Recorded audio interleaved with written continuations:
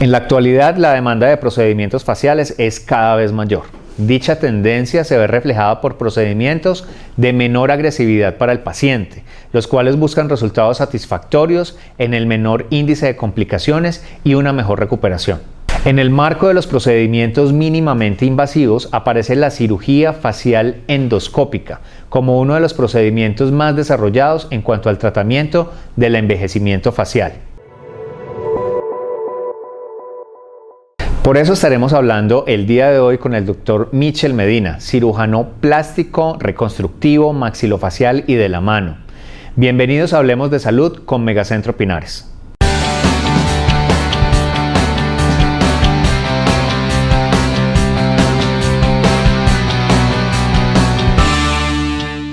Doctor Michel Medina, bienvenido al programa Hablemos de Salud con Megacentro Pinares. ¿Cómo está? Muy bien, Juan Carlos. Gracias por invitarme nuevamente. Bueno, hoy tenemos un tema importantísimo que es el envejecimiento facial. ¿Qué entendemos por esto, doctor? Juan Carlos, el envejecimiento facial se relaciona la terminología con los cambios propios de la piel, los tejidos blandos, el esqueleto de la cara que ocurre en el ser humano, pero que tiene básicamente 4 factores que lo causan. Uno es el proceso de cronología o apoptosis celular. ¿Qué quiere decir eso? Tenemos un reloj biológico, el ser humano no es eterno. Las células tienen un proceso de envejecimiento independientemente, o tienen un cronómetro que tiene un fin, independientemente de los cuidados o de las características genéticas o raciales del individuo. La segunda característica que nos hace proclives al envejecimiento es que vivimos en un planeta expuesto a la radiación solar y todos nos exponemos al sol. Es un factor fundamental de envejecimiento porque la radiación es los rayos gamma, los rayos ultravioleta, el calor y los cambios de temperatura y de humedad relativa del ambiente afectan las características anatómicas de nuestro cobertor, que es la piel, de las estructuras subyacentes. Durante ese proceso de cronología de envejecimiento, entonces hay una decadencia de las características de las capas normales que nos recubren el esqueleto de la cara. Porque la cara tiene 2 componentes, un esqueleto macizo, que es el esqueleto óseo, y una estructura o un esqueleto blando, que es la piel, junto con una serie de tegumentos o tejidos que están entre la piel y el hueso. ¿Cuáles son? Los músculos, la saponeurosis, la grasa subcutánea, el ácido hialurónico tan en boga hoy en día y tan discutido en todos los paneles de estética facial, y el colágeno. Esas moléculas se alteran con el paso de los años, tanto así que en el envejecimiento vale la pena hacer énfasis en ácido hialurónico, porque ese colchón natural que hasta hace unos años se desconocía que existía y que hoy en día se produce en los laboratorios para ventas multimillonarias comerciales para infiltraciones y rellenos faciales transitorios, es uno de los elementos fundamentales. Y el segundo elemento fundamental de esta zona facial es la molécula del colágeno. El colágeno se altera. El colágeno es una fibra proteica que viene impresa en nuestro mensaje ADN y que se expresa en diferentes épocas de la vida, siendo súper elástica en los primeros 10 o 15 años de la vida, madurándose entre los 15 y los 35, 40 años y entrando en decadencia de su estructura bioquímica después de. Por eso se habla de colágeno tipo 1, tipo 2 y tipo 3. Siendo entonces el tipo 3 el que encontramos en el paciente senil o el paciente con cambios anatómicos preseniles, no solamente el adulto mayor, sino la persona que está en su último quinquenio de juventud y que empieza ya a presentar cambios anatómicos de la molécula, que hace que esos ligamentos que sostienen la cara, que están debajo de la piel, se empiecen a desprender. Pasaríamos entonces al cuarto componente fundamental que yo identifico como clave para entender el proceso de envejecimiento, y lo comparo como un cucurucho y un cono de chocolate. Cuando lo expones al sol, se derrite el chocolate sobre la estructura firme que es el cucurucho. Si nos exponemos al sol y con todo lo que les mencioné ahora, con el paso de los años, el esqueleto facial permanece rígido, pero los tejidos blandos caen. ¿Y por qué cae tanto el chocolate como los tejidos blandos de la cara humana? Pues porque tenemos una de las 4 fuerzas fundamentales del universo, que es la fuerza de gravedad. Y la fuerza de gravedad genera una atracción impresionante sobre los tejidos que tienen un componente de agua de un 82% y proteico y otros minerales menores de un 25, un 18%. Entonces esa fuerza de gravedad permanente en un ser humano que anda bipedestando o caminando hace que los tejidos de la cara se descuelguen y generen ese tipo de arrugas y de inconvenientes por pérdida de la juventud. Bueno, doctor, cuéntenos entonces en qué consiste la cirugía endoscópica de rejuvenecimiento facial. Juan Carlos, claro.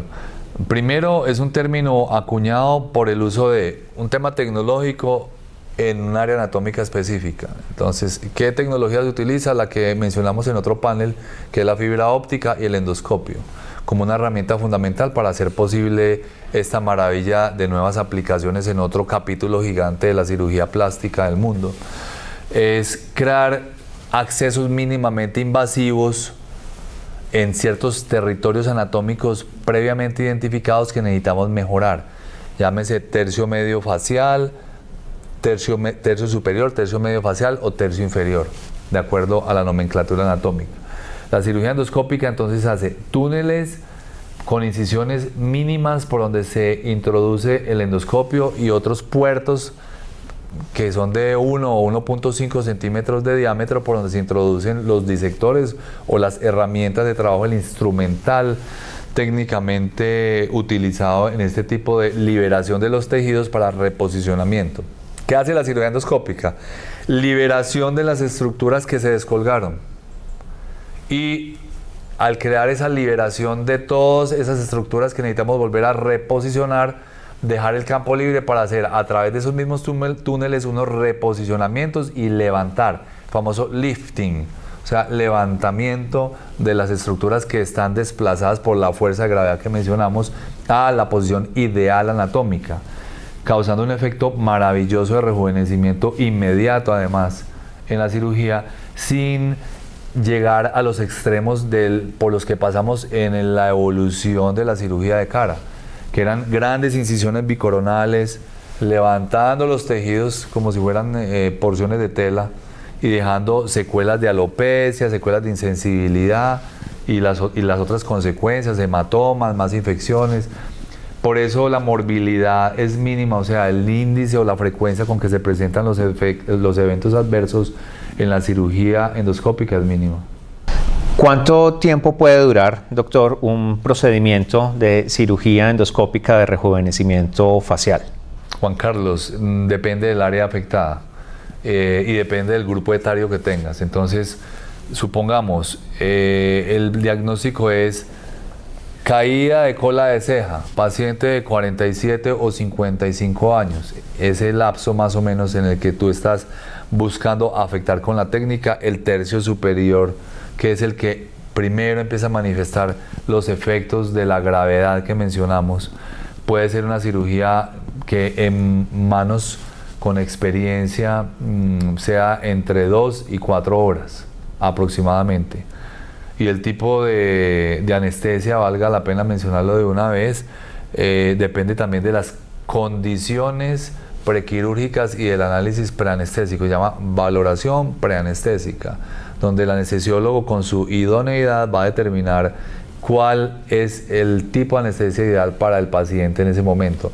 Generalmente en pacientes cada vez mayores, menos anestesia general, más anestesia intravenosa, con sedación y anestesia local, combinación de dos procedimientos anestésicos que tienen menos riesgo de depresión cardiopulmonar y que tienen menos riesgo vital en los pacientes, aun cuando los medicamentos hoy en día utilizados para anestesia general son supremamente inocuos y tienen un metabolismo muy rápido, a diferencia de las moléculas que se usaron hace 20 y 30 años en anestesia.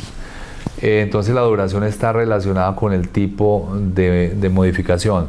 En un segundo caso, seguirá un segundo ejemplo, un paciente que tenga un poco más de edad o que sus características, porque a veces ni siquiera es la edad, son las características raciales e incluso de familia. Hay personas que son proclives a que por herencia a los 35 años estén arrugados o tengan mucha tosis o caída de las colas de ceja o los párpados, por ejemplo, en cuyo caso tendría que hacerse una cirugía independientemente de la cronología de la fecha de expedición de la cédula, se tiene que hacer la cirugía antes.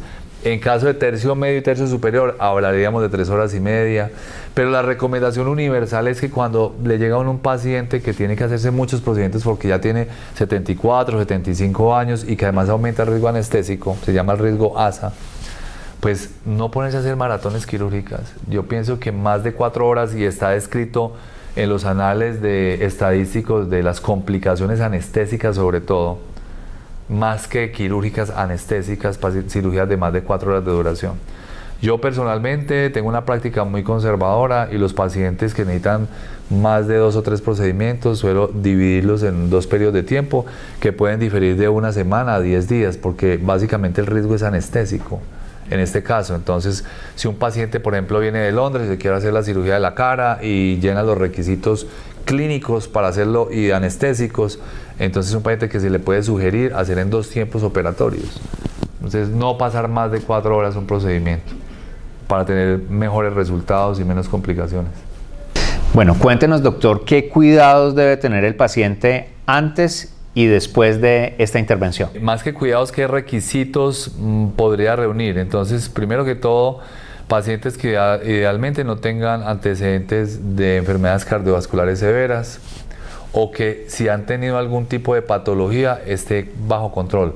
Entonces, de cuidados, que sigan básicamente con sus medicamentos si tienen algún tipo de condición de morbilidad previa.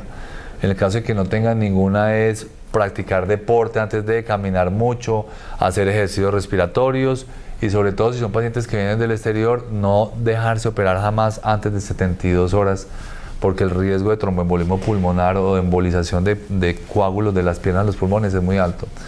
Segundo, en pacientes fumadores pesados que sean de una cajetilla o de más de 15 cigarrillos diarios, no deben estar en contacto con el cigarrillo siquiera un mes antes de. En pacientes que socialmente sean fumadores, pues se va flexibilizando, pero sí debe haber por lo menos un periodo de tiempo de unos 8 a 15 días en este tipo de pacientes del segundo grupo. Y las características de la piel se debe mantener muy bien porque debe ser una piel bien cuidada entonces ¿qué recomendaciones?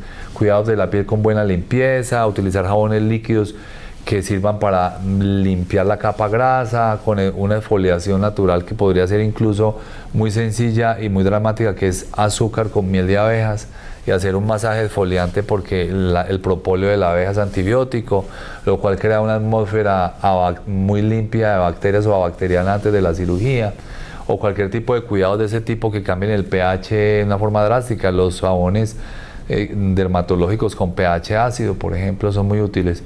Y después llegar entonces al periodo postoperatorio, donde fundamentalmente los cuidados es más que el paciente. Pienso que el especialista tiene que ser demasiado responsable y cuidadoso.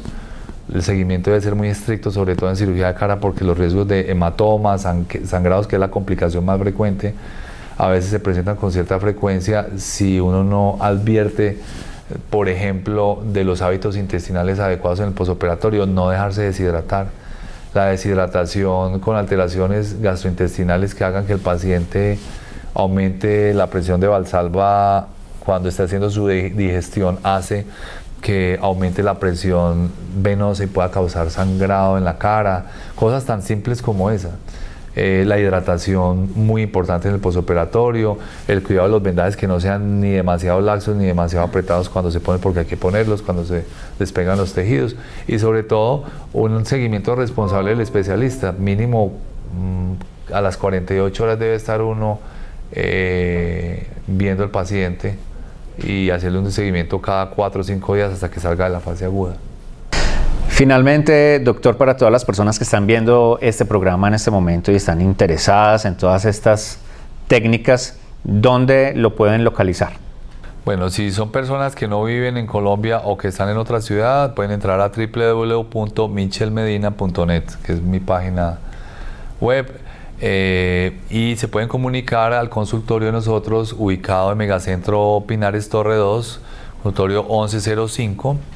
El teléfono es 311-6130 y ese es el fijo, y el teléfono celular es 311-743-4829.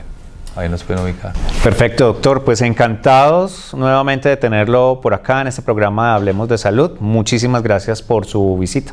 Gracias a usted, Juan Carlos, muy amable por invitarme. Recuerda que es muy importante para nosotros que si te han gustado estos programas, pues que te suscribas al canal de YouTube. También nos pueden seguir en redes sociales, Facebook, Instagram, y muy importante también que visiten nuestra página web www.megacentropinares.com, porque allí podrás encontrar más de 350 especialistas médicos. Así que nos vemos en una próxima oportunidad. Hasta pronto.